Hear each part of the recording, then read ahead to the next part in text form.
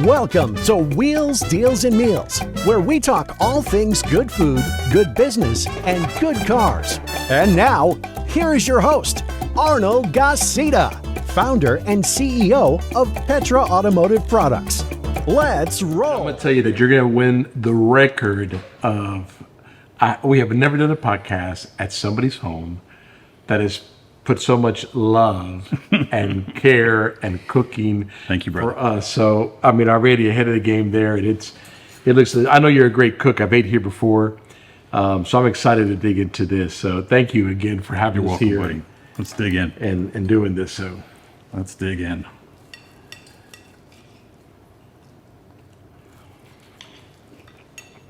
That steak is just...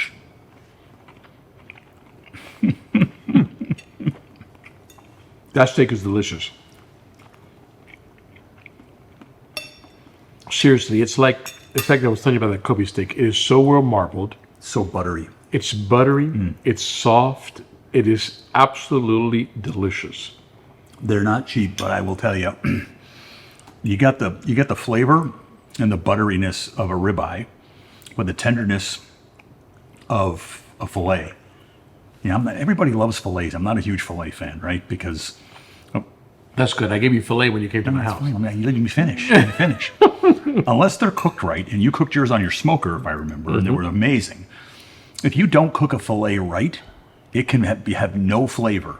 And I will tell you that smoking a fillet, as you did, is one of the few ways I like it, because you get some of that smoke flavor, right? There really isn't any fat or marbling in a fillet to give it any flavor. It is probably the leanest piece of meat Absolutely, you can get. absolutely.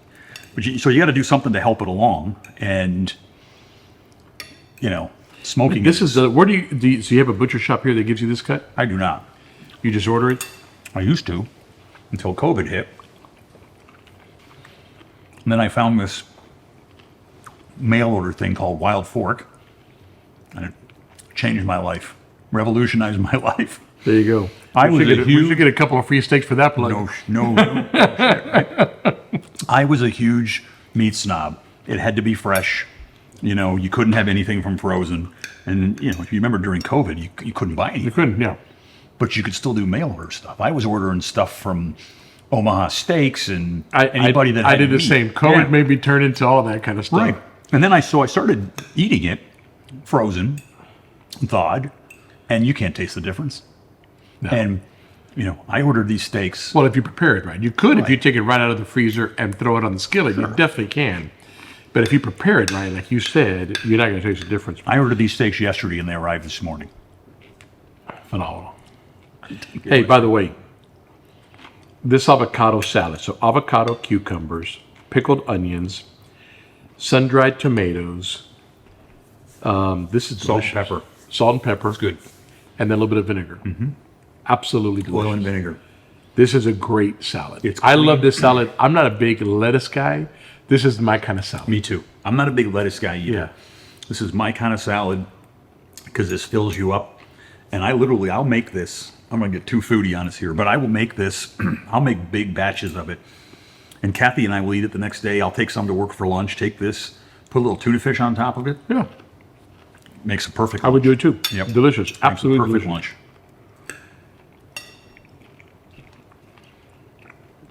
And these potatoes, they're perfect. Nice They're not and soft. overdone. No. They're not too soft.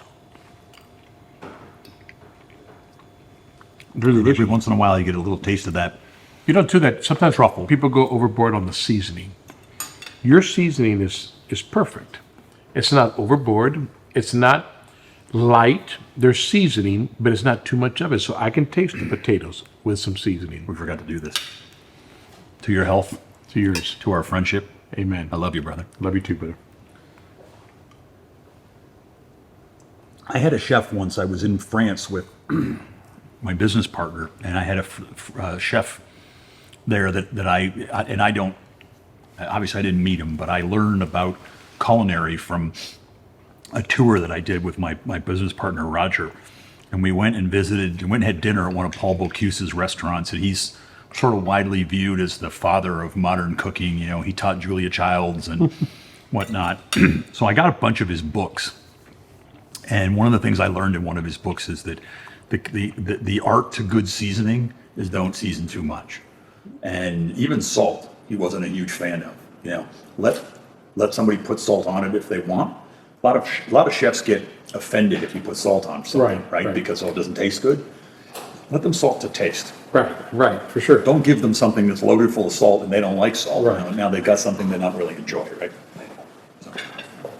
Because I used to be heavier-handed with the seasoning, admittedly, and it's funny. I think we have so much similarities. I used to too. When I first started cooking, I went too heavy on the salt. Sometimes you give it to your family, they're like, "Oh, okay, it's all good," but you went too much on the salt. Right. And you learn as you go by. Hey, you don't really have to do this much. first time I cooked that sea bass, my stepdaughter said, "This is too salty." And I tried it and she was right. And what I learned is that even though the brine is just it's salt and sugar and you wash it off, the fish retains a bit of the brine. It doesn't need any salt. Yeah. Because the brine imparts some salt in the fish. And of course, and I didn't put much salt on it at the end. I just put a little bit of salt on top of the fish. But that in combination with the brining process made it too salty. Yeah. The only thing I would say that I've learned also is pork. When I do pork, like the Cuban lechon asado, that requires a lot of salt. It will absorb the salt like Only crazy. sea meats that will, right? Yeah. Right? It does. Other than that, you don't need it. Yeah. So tell me something. How did you get in this business? How did David Boyle get in the car automotive business? Totally by accident, man. All right, tell me. Totally by accident. So it was 1991, and from 1986 through 1991, I actually made my living professionally as a race car driver. Traveled all around North America, even did some stints in Europe, and it was my passion from the time I was this big. My dad, you talk about family and parents. I'm going to just, I don't want to get too diverted, but I'll tell you this story. So I was probably 12, and I think, every 10-year-old, 12-year-old, when he finds his dad's wallet, that's cool, right? I found my dad's wallet when I was probably maybe 11 or 12.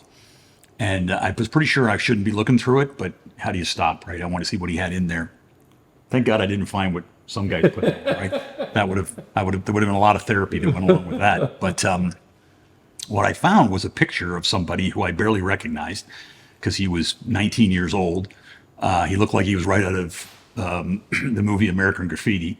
And it was my dad, standing next to a car that had number 14 painted on the door. And I went to my dad, I said, what is this? And he said, "Oh yeah." He said, "I used to race dirt modifieds when I was a kid." And I said, "Well, why'd you stop doing that?" And he said, "Well, your mom, that was the deal for your mom to marry me. I had to quit. As soon as you were born, I had to quit." And I remember that day as kind of one of the first times I looked at my dad and he just got a notch cooler, right? Like that was neat, right?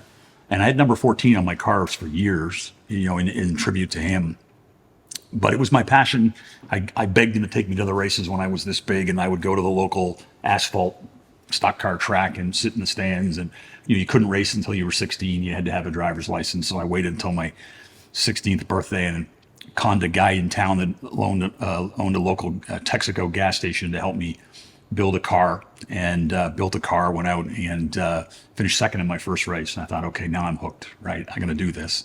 And I did. I did it for a long time, and I did well, but not well enough to make a living at it.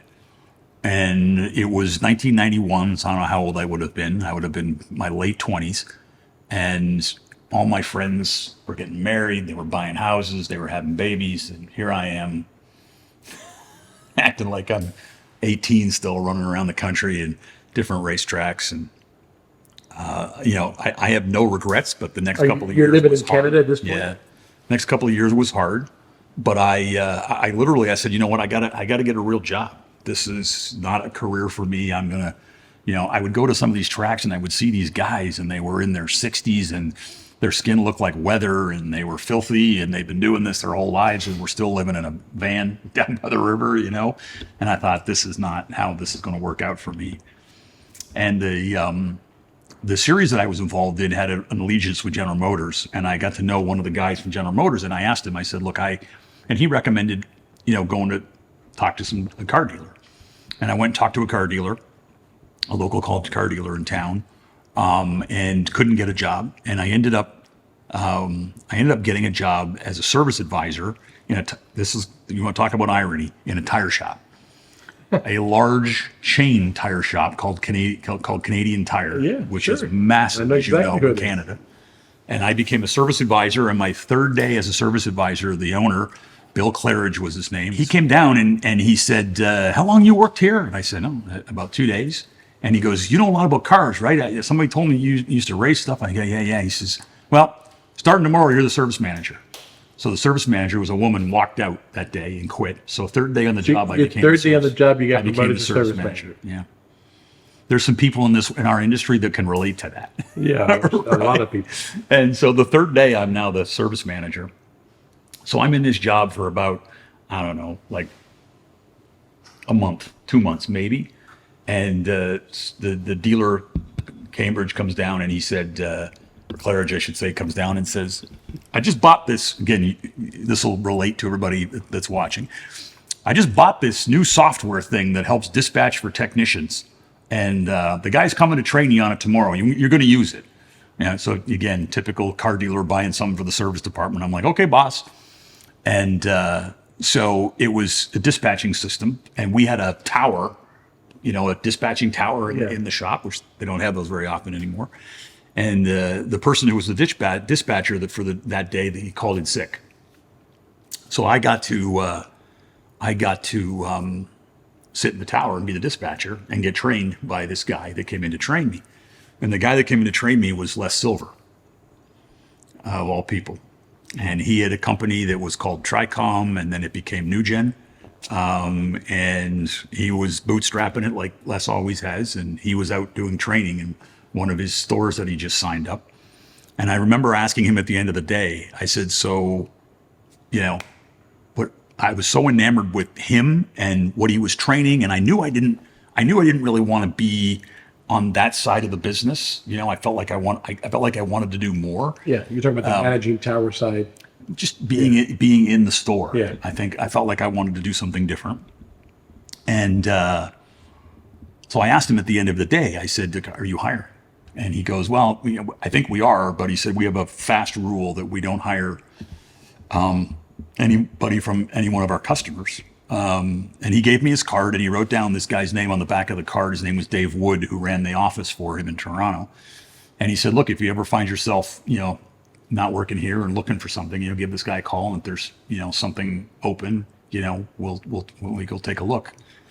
And I went to work the next day and lasted until about 10 and walked into Cambridge's office and quit and got in my car and drove all the way to the other side of Toronto with Les's business card in my hand and walked in and asked for Dave Wood and said, I'm here to interview for a job.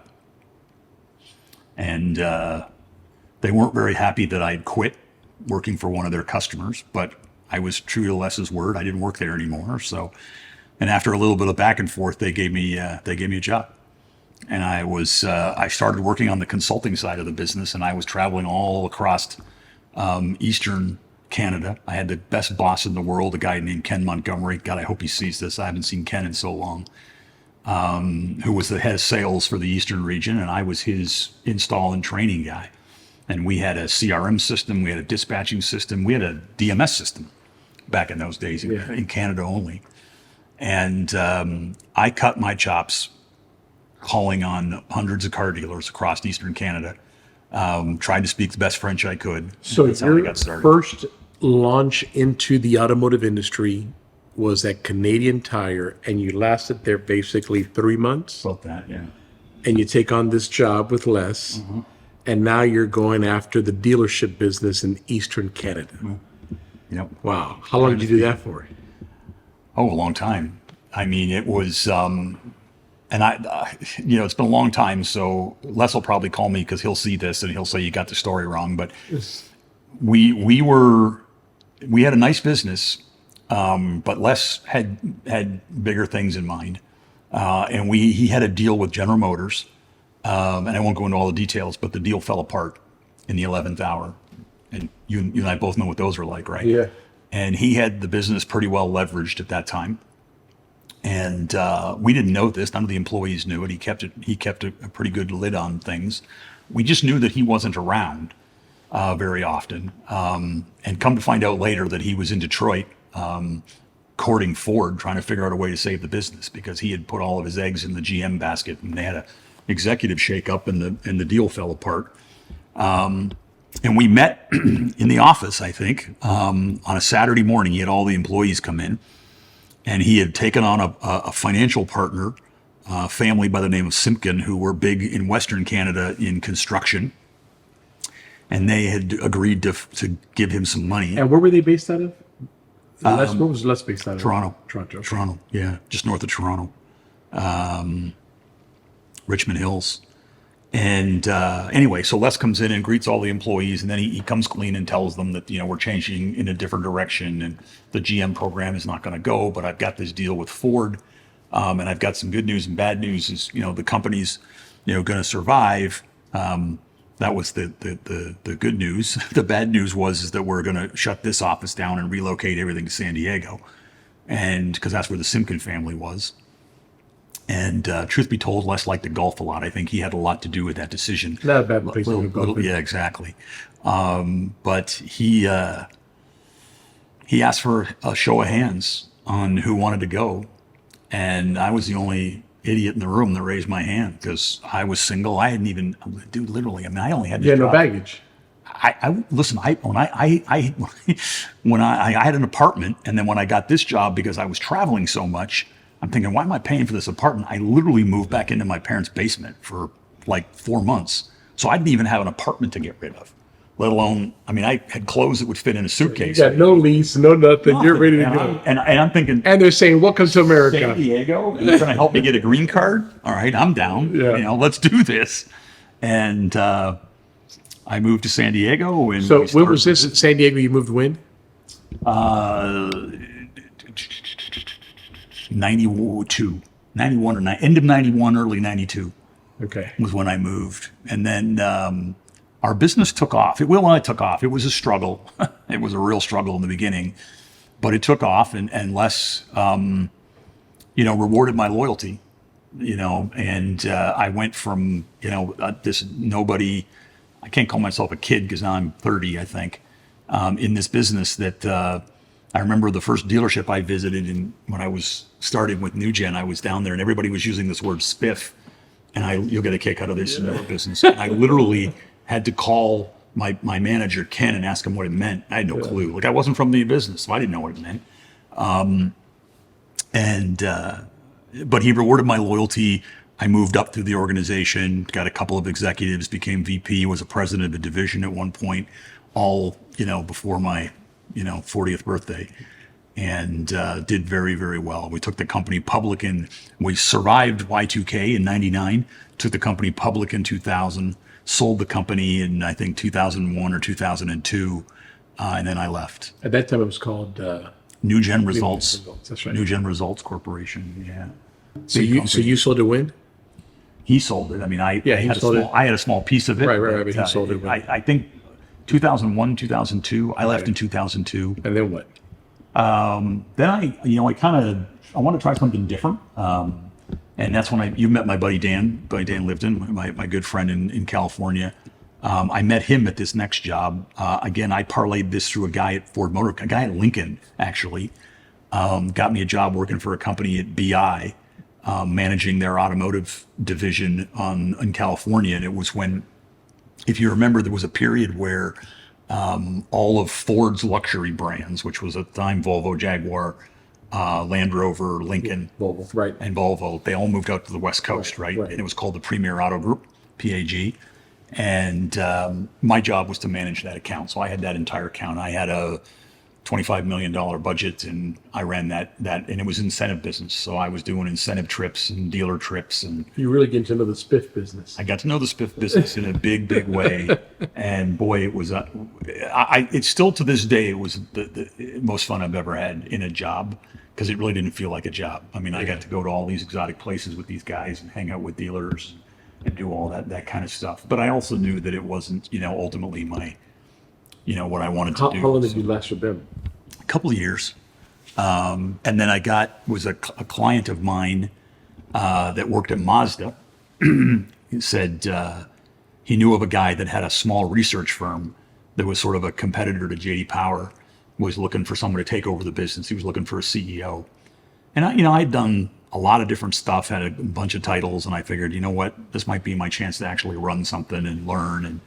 And he was willing to sort of be my mentor. Tom Easterday was his name, great, lovely man.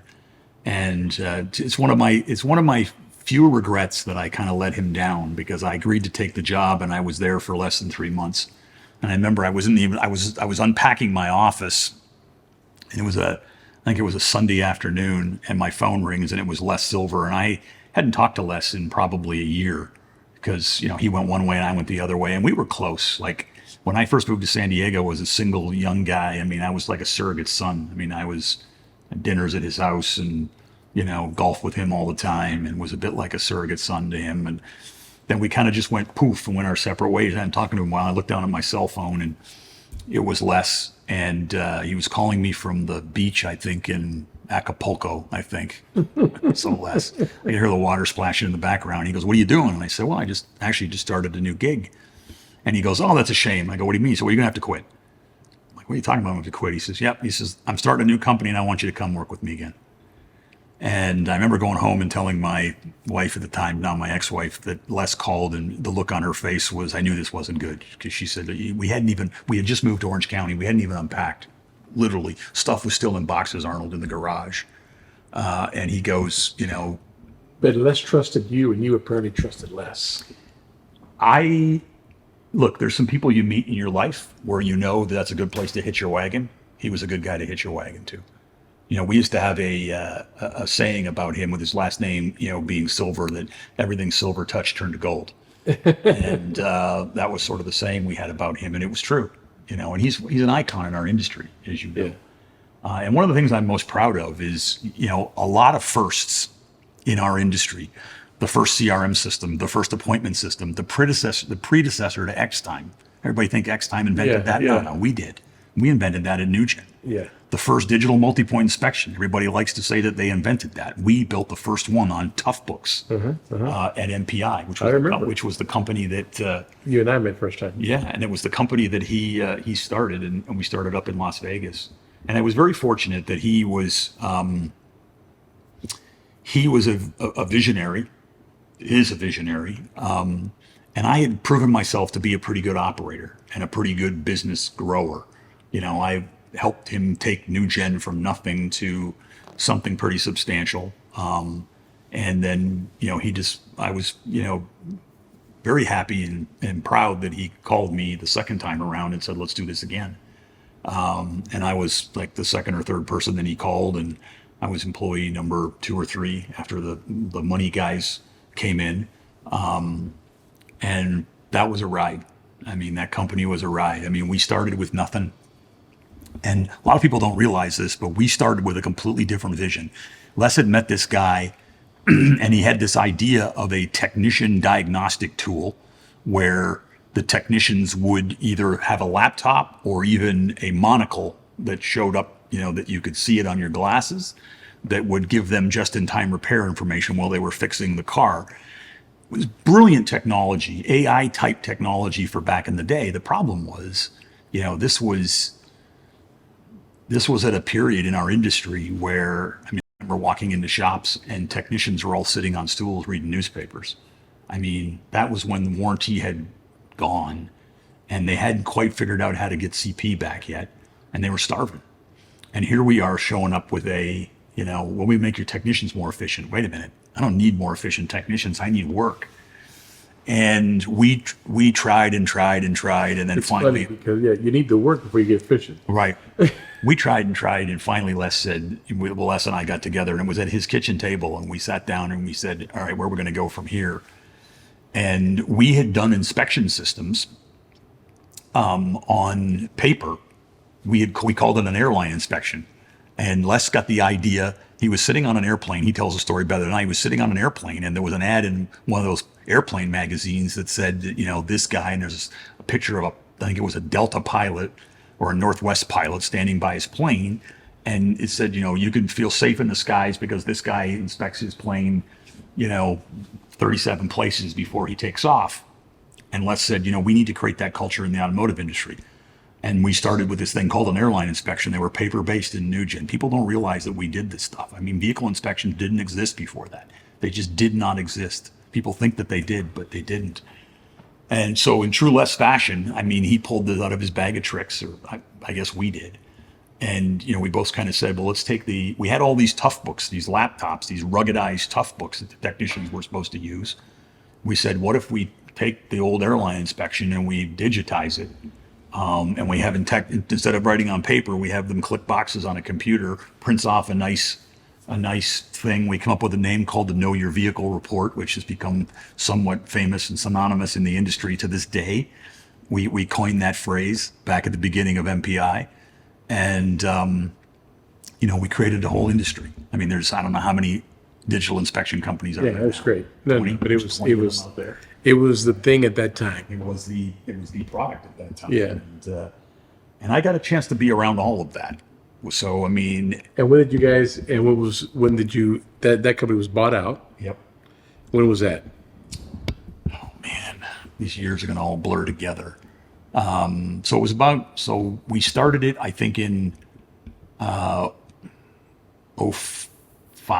or 06, I think. So it would have been, I don't know, 2012, 2013, something like that, I think. I don't know. Yeah. So memory's the first thing that goes. And you guys sold it to.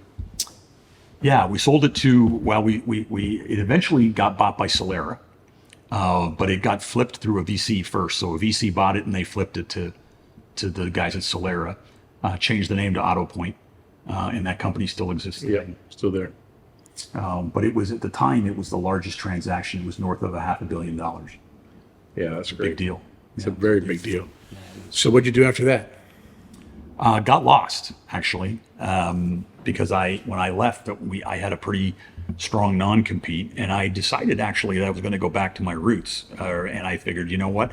I've spent most of my career now consulting and working with car dealers, and I have never worked in one. So maybe I'm going to go do that.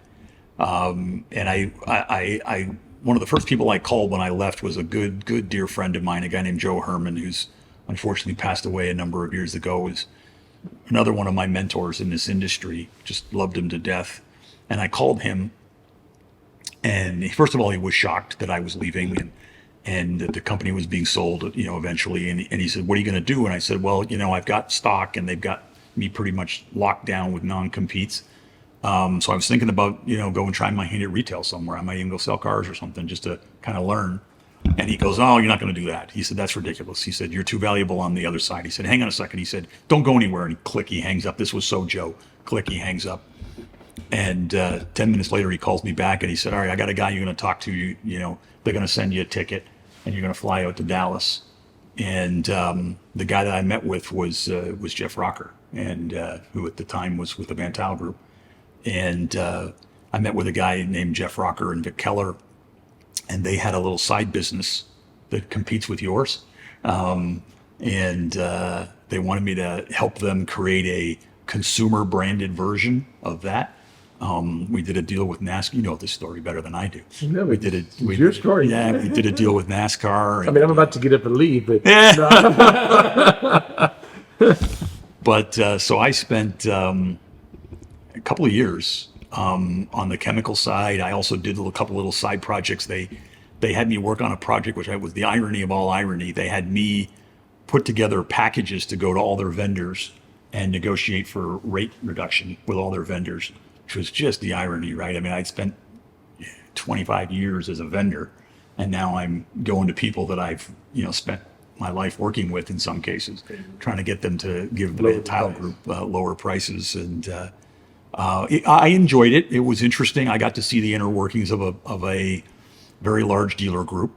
I won't say that I loved it, because there was parts of it I did not like.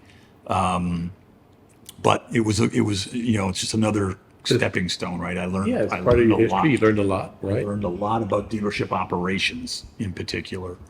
And it led me to where I am now. It led me to this opportunity. So now you're with And Traction, So now we're with Traction, which was formerly Tire Profiles, Tire Profiles. Yeah. You've been with them for how long? a decade, a little over. Yeah. Yeah. President, CEO. And yeah, I was the founder of the company is one of my good friends, a guy named Roger Tracy, and sweetheart of a guy, and not a car guy, admitted, and spent a good chunk of his career working in the railway industry. And he and some other business partners pioneered a track measurement system using lasers and cameras to measure railway track, the track and the wheels. And it was revolutionary. And these are millions of dollars systems. And he had a business in the Carolinas, and I'm blanking on the name of it now. And he sold it, and he decided that he was going to give his hand at the automotive side. He said, if we can measure a train tire, we should be able to measure a car tire. And it ended up being, I think he would admit, too, a lot more difficult.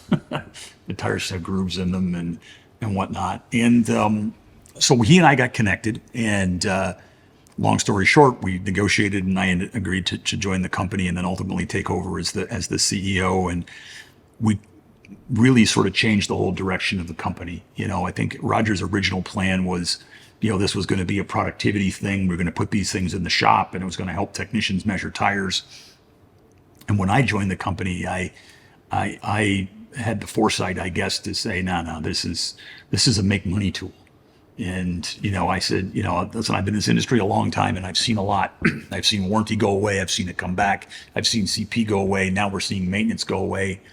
And, 10 years ago, I remember sitting down with our board and with Roger, and I said, trust me, before we're done, dealers are going to be dying to sell tires because it's the only thing they got left. And, here we are today where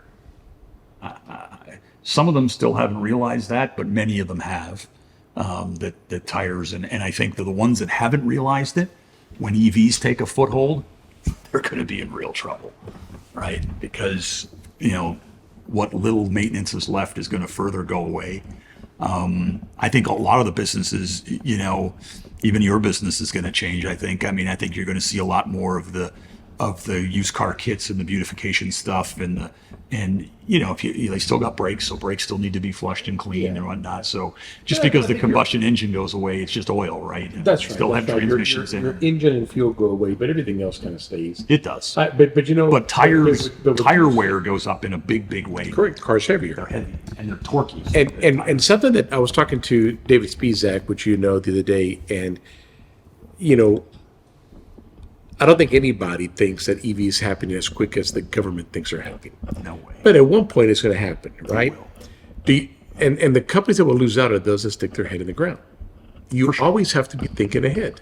For sure. You guys have always thought well ahead. We think well ahead. We already think, okay, if EV car was there today, of all the products we have, what goes in here, right? We know 58% of our products, 58% of our products go to an EV vehicle. Right. And always thinking, what's next for EV, right? Although we think it's far ahead, the infrastructure isn't there, the politics is just pushing it. But you got to be ahead. The dealerships that don't think ahead are going to be in trouble. Well, and I think there's a midpoint, right? And you and I are not, as we both know, we're not at liberty to talk about this yet, but we will very soon. But I think there's a business venture that Arnold and I are getting involved in that we can't talk about yet, but which is frustrating because we're both excited about it. But I think there's an interim step that's going to take people from where we are today of eventually into full-blown EVs. I think there's an alternative there that is taking off in Europe, and that's all I'm going to say right now. But I do think there's an alternative, right? I think there's other things. Yeah, there's steps. You don't just go from here to here.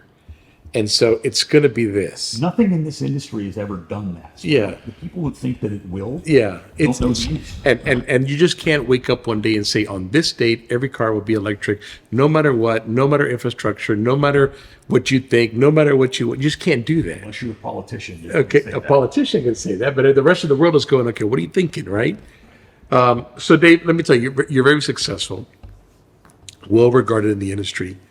I love you like a brother. You and I have had many conversations Same. about many things. What do you think? What made David Boyle who he is? If you could pick a couple things, 1 to 3 things, and you can say, look, I think these are the 3 things that made me who I am today. What are they? Oh man, should have been a talk show host. We'll come back for breakfast tomorrow. Yeah, right. We were going to have dessert, but it ain't going to happen now. I will tell you this. I think that, and I'm not sure I've ever actually admitted this, so I'm going to admit it. I think that a lot of successful people, if they would admit it, I think have a trait that they don't like to talk about, and that is confidence. I think I'm a very self-confident guy, but I work at it, right? And, I came from very humble upbringing. We talked about this. My dad had no money. My family had no money. We got, when I was 8 or 9 years old, I remember we got kicked out of our church because my parents couldn't make a donation one Christmas and the church told us not to come back. Wow. Yeah. Like that, right? Gotta love That's crazy. Organized religion, right? You should maybe edit that out too. I don't want to get all the religious If people. we keep editing everything out, we're not going to have a show. I know. But I didn't have a really high self-esteem as a kid growing up because we didn't have much. I was always wearing hand-me-down clothes. And it sort of developed a work ethic in me, right? Like I always have to think I've got something to prove to everybody, but mostly to myself. And I'm not the smartest guy out there by a long shot. But I probably I will outwork just about anybody. Oh, 100%. I've seen you work. But I do believe what you just said, that most successful people are confident people in themselves. I also believe that group alone questions themselves. Absolutely. That's the point I was trying to make. When the lights are off and nobody's listening. But I think it's that questioning themselves that creates the drive, right? To get up the next day and go harder than you did the previous day, right? Otherwise, we curl up in a corner and, be exhausted.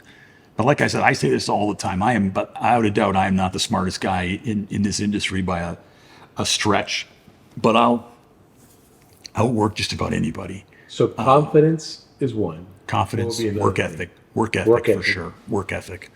And I get that from my grandfather. I got a little bit of it from my dad. Really got it from my grandfather. But I also got it in my own self-esteem, right? I mean, I just felt like I had to be better than everybody else. Which also means you outworked everybody else. You're saying things like, I had to be better. I had to prove that I could do it. All of that, and you talk about work ethics. What you're saying is, I had to outwork everybody else. Right? Sure. And we hear that over and over and over from successful people. Right. And I'm just taking this little pause to bring that up because I think, we talk a lot in this show, and I've mentioned a lot about young people, right? I think this generation is a great generation. They're somewhat lost to a certain point. If we can just redirect some of this energy, and they would if they would learn to outwork everybody else, it would knock it out of the park. Well, but here's the problem with that. This could be a slippery slope. The thing that gives me that sense of drive, you touched on it. I think if all the successful people, if David Spizak was sitting right near as one of the most successful dealers in our industry, and if he was honest, and we would say, listen, dude, how many times a day do you question yourself? It's probably a bunch. Sure. Right. And that little crack of self-esteem and questioning yourself gives the drive. The problem with this next generation is they're self-absorbed and overly confident.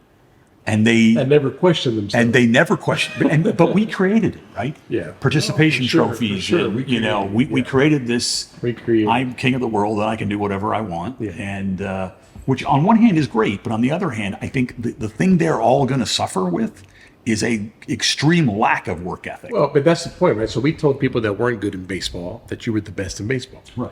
When I was growing up and I was bad at a sport, the coach would literally look at you and go, hey, this is not for you. Go do this.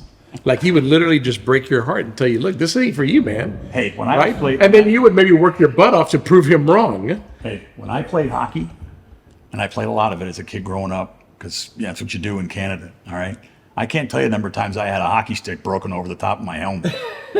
Could you imagine if a coach did that to me? Yeah, no, I got pops when I was He'd be in court. The coach should be in court. In public school, I would be working out. I played on the basketball team, and the coach would walk around with a paddle. Yeah. And if you were doing the exercises wrong, he'd pop you. Yeah. Can you imagine that? Yeah. It couldn't happen today. Yeah. We live in a different world. But we survived. We did. I think we're better for it. Right? For sure.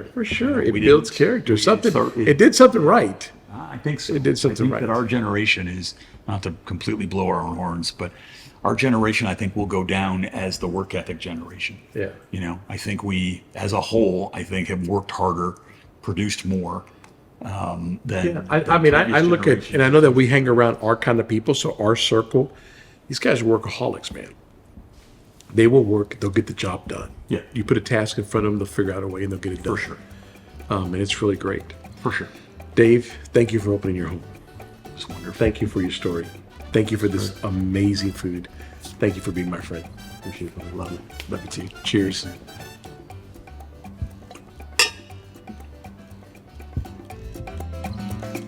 Thank you for listening to Wheels, Deals, and Meals, your main source for all things good and fun, business, food, and cars. If you like this episode, make sure to rate us and subscribe. If you would like to be a guest on our show, please leave a message at the link below. Till next time, happy eating!